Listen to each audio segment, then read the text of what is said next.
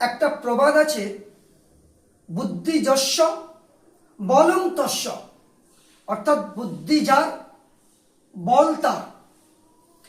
বিশাল দেহের ক্ষমতা নয় বা শারীরিক শক্তি নয়, মস্তিষ্কের ক্ষুরতা বা মানসিক শক্তি বা বুদ্ধি যে কোনো প্রাণীর প্রকৃত শক্তি।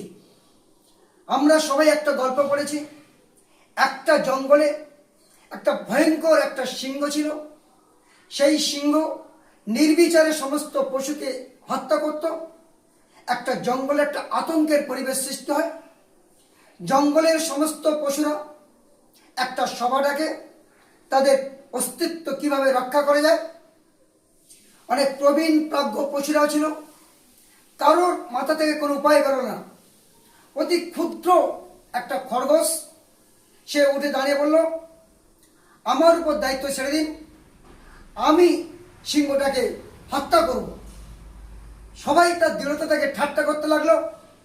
হাতি ঘোড়া গেল তল, আর মশা বলে কতটুকু আর জল।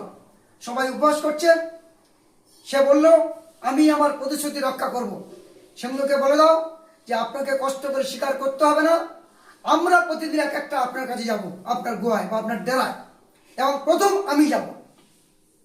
পরদিন খরগোশ কথাবত সিংহের কাছে গেল। সিংহ তো রেগে আগুন, দেরি হওয়ার জন্য গিয়ে বললেন যে প্রভু, আমি যখন আসছি তখন আপনার মতো আরেকজন সিংহ বলল, আমি বনের রাজা, আজ থেকে তোমরা আমার কাছে আসবে। আমি তাকে বুঝে সুঝে আমি আপনার কাছে এসেছি, আপনাকে এখন যেতে হবে।